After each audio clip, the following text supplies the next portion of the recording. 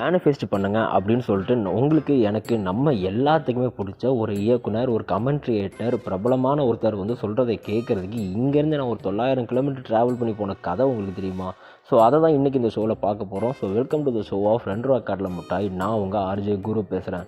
So என்ன நடந்துச்சு அப்படின்னு சொல்கிறத பார்க்குறதுக்கு முன்னாடி நம்ம ஷோக்கு யாரும் புதுசாக வந்தீங்கன்னா மறக்காமல் ஒரு ஃபாலோ பண்ணிட்டு பாருங்கள். அது ரொம்ப யூஸ்ஃபுல்லாக இருக்கும். அண்ட் உங்கள் ஃப்ரெண்ட்ஸ் யாரும் ரொம்ப தனிமையில் இருக்காங்க அப்படின்னா இந்த ஷோவை அவங்களுக்கு ஷேர் பண்ணுங்கள். அவங்களுக்கு உண்மையிலே எவ்வளோ யூஸ்ஃபுல்லாக இருக்கும் அப்படின்னு சொல்லிட்டு அவங்கக்கிட்டே நம்ம கமெண்ட் கேட்கலாம். ஸோ என்னன்னு சொல்லி பார்த்தீங்கன்னா சுற்றி முற்றி இப்போ சமீபத்தில் பார்த்தீங்கன்னா லைஃப்பில் ஃபுல்லாகவே நகையில் சுந்தரசன் சும்மா தானே இருப்பான்னு சொல்லிட்டு எனக்கு ஜெகதீஷ் சொல்லிட்டு ஒரு ஃப்ரெண்ட் ஒருத்தர் இருக்கான். அண்ட் அவனையும் நான் கூட்டிகிட்டு போயிட்டு அங்கே போய் நான் கேட்குறேன், டேய் வாடா நம்ம இப்படி கோயம்புத்தூர் போனோம், ஒரு வேலை இருக்குது வா போயிட்டு வந்து சொன்னால் அவனும் ஓகே அப்படின்ட்டு yes I got a partner அப்படின்னு சொல்லிட்டு ஜாலியாக 2 பேரும் பஸ்ஸில் ஏறி போயிட்டுருக்கோம். நைட்டு ஃபுல்லாக தூங்காமல் பேசிக்கிட்டே இருக்கிறோம். காலையில் 6:30க்கு என்னை கோயம்புத்தூரில் கொண்டு இறக்கி விட்றாங்க. இறக்கி விட்ட உடனே என்ன ஆச்சுன்னு பார்த்தீங்கன்னா, நான் கோயம்புத்தூர் மண்ணில் காலடி எடுத்து வைக்கிறது முன்னக்கூட்டி என்னோடய மொபைல் புளுக் அப்படின்னு சொல்லிட்டு கீழே காலடி எடுத்து வச்சு டிஸ்பிளே புளுக்குன்னு போயிடுச்சு. அண்ட் அதை எப்படி என்ன பண்ணுறதுன்னு தெரியாமல் என்னடா முதலே எப்படி இருக்குன்னு சொல்லி பார்க்கும்போது தான் ஒரு ஐடியா வந்துச்சு, ஒரு யோசனை தோணுச்சு. என்ன சொல்லி பார்த்தீங்கன்னா தோல்வி தான் வெற்றிக்கு முதல் படி, அதனால் இதை வச்சு நம்ம தோந்து போயிடக்கூடாது அப்படின்னு சொல்லிட்டு எஸ் முதல் சகனம் இன்றைக்கி வெற்றி கன்ஃபார்ம் அப்படின்னு சொல்லிட்டு போனேன். அண்ட் 2வது போனோடனே பார்த்தீங்கன்னா அங்கே ஸ்டே பண்ணுறதுக்கு ஃப்ரெண்ட்ஸ் ரூம் ஏதாச்சும் ஒன்று இருக்கும் பார்த்தீங்களா, அந்த மாதிரி ஒரு ரூமு தான் ஃப்ரெண்ட்ஸு வந்து காந்திபுரத்தில் இருக்கிறாங்க, எனக்கு தெரிஞ்ச ஒரு ஃப்ரெண்ட்ஸு. ஸோ அவன் பேர்லாம் அதில் நான் மென்ஷன் பண்ண மாட்டேன். அண்ட் அங்கே போகும்போது பார்த்தீங்கன்னா, நீ காலைல 5 மணிக்கு பஸ்லேருந்து இறங்கிட்டு நம்ம ரூமுக்கு ஸ்ட்ரைட்டாக வந்துரு, இல்லைனா ஜிம்முக்கு வந்துரு, இல்லை எனக்கு ஃபோன் அடி அப்படின்ட்டான். அங்கே போய் ஃபோன் அடித்தான். ஒரு 100 ஃபோன் அடிச்சிருப்பேன். 100 ஃபோனில் ஒரு 70 ஃபோன் கூட அட்டன் பண்ணல. 4 ஃபோன் வந்து மீதி ஃபோன்லாம் வந்து ரிங்கே போகலை, சுவிட்ச் ஆஃப்னு வந்துருச்சு. சடனாக இன்னொருத்தண்ட கால் பண்ணி கேட்டால், டே அவன் அங்கேருந்து இங்கே ஊருக்கு வந்துட்டான், நீ இங்கேருந்து அவனை நம்பி அங்கே போயிருக்க அப்படின்ட்டாங்க. என்னது அவன் தான்டா வர சொன்னான் அப்படிங்கிற மாதிரி சொன்னான். கடைசியில் பார்த்தா வேற ஒரு ஃப்ரெண்டு அவன் ரூம்கே வச்சுக்கிட்டு நான் ரூமில் தான் இருக்கேன், நீ எங்கே வந்துடு அப்படின்ட்டாங்க. ஸோ கடவுளே எப்படியோ கடவுள் இருக்காரு அப்படின்னு சொல்லிட்டு பாசிட்டிவிட்டி அப்படின்னு சொல்லி ஒரு மைண்ட் செட்லேயே போயிட்டுருக்கிறேன். போயிட்டு ரேடியோ சிட்டிக்கு போகலான்னு சொல்லி போனால் போகிற வழியில் ஆர்ஜே பாலாஜி என்னோட ஃபோட்டோவை போட்டுக்கிட்டு இன்றைக்கி மதியம் 3 மணிலேருந்து 5 மணி வரை மேக்ஸிமம் 6 மணி வரை கோயம்புத்தூர் ஹிந்துஸ்தான் காலேஜில் மீட் அண்ட் கிரீட் நடக்குது, பச்சை சட்டை அப்படின்னு சொல்லிட்டு வந்துச்சு. பச்சை சட்டைங்கிற ஒரு பேரை கேட்டோன்னே எனக்கு எனர்ஜி ரொம்ப பொங்கி வந்துருச்சு. ஏன்னா பச்சை சட்டை ஷோ வந்து கடைசியாக கருப்பு படத்துக்கு முன்னக்கூட்டி பண்ணது, அந்த ஒர்க்கு ஒரு 2 வருஷம் பண்ணாங்க இல்லையா, அந்த மாதிரி 2 வருஷம் முன்னக்கூட்டி கடைசியாக பச்சை சட்டை ஷோ வந்து நம்ம கேட்டது. அதுக்கப்புறம் யாரும் கேட்டிருக்க வாய்ப்பு இல்லை. ஸோ பச்சை சட்டை மீட் அண்ட் கிரீட் அப்படின்னோடனே விறுவிறுன்னு ரேடியோ சிட்டியை கட் பண்ணிட்டு இங்கே ஓடி போயிட்டேன். பார்த்தா 3 மணிக்குன்னு உள்ளே போய் பார்த்தா அங்கே என்ட்ரி ரிஜிஸ்டர் வேறு பண்ணணுமா, ஆனால் என்ட்ரி ஃப்ரீ அப்படின்ட்டாங்க. எனக்கு அந்த இலவு தான் எதுவும் தெரியாத உடனே உள்ளே போய்ட்டு, ஆனால் நான் இந்த மாதிரி லாங்லேருந்து வரேன், எனக்கு ஏதாச்சும் கொஞ்சம் பண்ணி ஹெல்ப் பண்ணுங்கன்னு உடனே அவர் அங்கேருந்து ஏதோ டக்குன்னு பண்ணி எங்கள் 2 பேர்த்தையும் உள்ளே விட்டாங்க. உள்ளே விட்ட உடனே பார்த்தீங்கன்னா 3 மணிக்குன்னு சொல்லிட்டு ஆர்ஜே பாலாஜினா 5 மணிக்கு எனர்ஜிலாம் போய் அங்கே ஃபுல்லாக கருப்பு பாட்டை போட்டு அந்த காடு மோடு அந்த மாதிரி அவருடைய எல்லா சாங்கும் போடுறாங்க. சரி அண்ணா இப்போ வந்துடுவார் அப்போ வந்துடுவார், அந்த பாட்டுக்கு திடீர்னு சர்ப்ரைஸ் என்ட்ரி கொடுப்பாருன்னு பார்த்தா 5 மணிக்கு டயர்டான பிறகு எல்லோரும் ரொம்ப சோர்ந்து போய் உட்காந்து பிறகு வாராங்க. உள்ளே வந்துட்டு எஸ் அப்படின்றாங்க. ஆனால் எஞ்சி கத்துறது தான் உடம்புல தெம்பு இல்லை. அண்ட் அப்படி இருந்த சூழ்நிலையில் ஆர்ஜே பாலாஜன் வந்து பேசுகிறாங்க.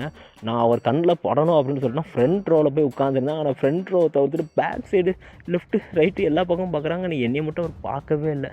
ஸோ அப்படி இருந்த தருணத்தில் எப்படியோ கடைசியில் ஷோ முடிகிறதுக்கு கரெக்டாக ஒரு 3/4 மணி நேரம் முன்னுக்கிட்டு என்னையை பார்த்துட்டாங்க. பார்த்துட்டு ஸ்டேஜில் ஏறி மொதல் ஸ்டேஜ் என் லைஃப்பில் ஆர்ஜேவான பிறகு ஏறுறேன்.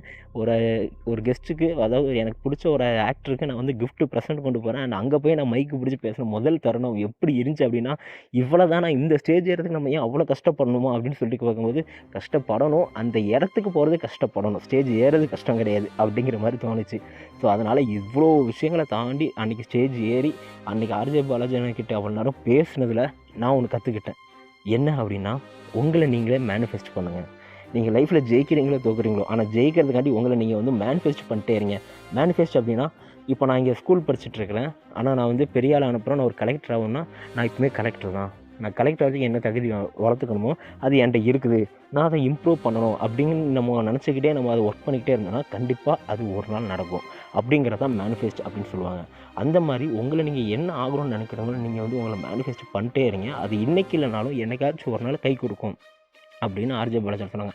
அதுக்கு ஒரு எக்ஸாம்பிள் உதாரணமாக கூட சொன்னாங்க. யாருன்னு பார்த்தீங்கன்னா, ஆக்டர் சூரி வந்து சங்கமம் படத்தில் கேட்டுக்கிட்ட ஒரு சின்னதாக ஒரு சைடு ரோலில் நடித்து அவர் வந்து விடுதலை படத்தில் வந்து ஹீரோவாக நடிக்கிறது 25 வருஷம் ஆயிருக்கு அந்த ஒரு ஜேர்னியை கம்ப்ளீட் பண்ணுறதுக்கு. ஸோ அந்த இதுக்கு காரணம் அவர் பண்ண மேனிஃபெஸ்ட் தான். ஸோ நீங்கள் உங்களை மேனிஃபெஸ்ட் பண்ணுங்கள். உங்களை சுற்றி என்ன நடந்தாலும் எவ்வளோ கஷ்டங்கள் வந்தாலும் நீங்கள் பண்ணுற மேனிஃபெஸ்ட் அந்த சிச்சுவேஷனை உங்களுக்கு சேஞ்ச் பண்ணி கொடுக்கும், உங்கள் லைஃப்பை அழகாக மாற்றும் அப்படின்னு சொல்லிட்டு ஒரு அழகான ஒரு தத்துவத்தோடு அந்த ஷோ அன்றைக்கி முடிஞ்சது. ஸோ இதெல்லாம் முடிச்சுட்டு ரிட்டர்ன் வந்தால் சுந்தரா ட்ராவல்ஸுக்கு சப்போர்ட் கொடுக்குற மாதிரி ஒரு பஸ்ஸை கொண்டு வந்து நிப்பாட்டிட்டாங்க. அண்ட் அதுவும் Gandhipuram mini bus stand, omni bus stand சொல்லிட்டு வெளியே இருக்கிற பஸ் ஸ்டாண்டில் கொண்டு வந்து நிப்பாட்டிட்டு 5 கிலோமீட்டர் நடக்க விட்டு, அண்ட் அதெல்லாம் நைட்டு தூங்காமல் கொள்ளாமல் இங்கே வந்துட்டு பார்த்தா அது செமஸ்டர் எக்ஸாம் வருது, ஹாலுக்கு கிளம்பி வந்துடுங்க அப்படின்ட்டாங்க.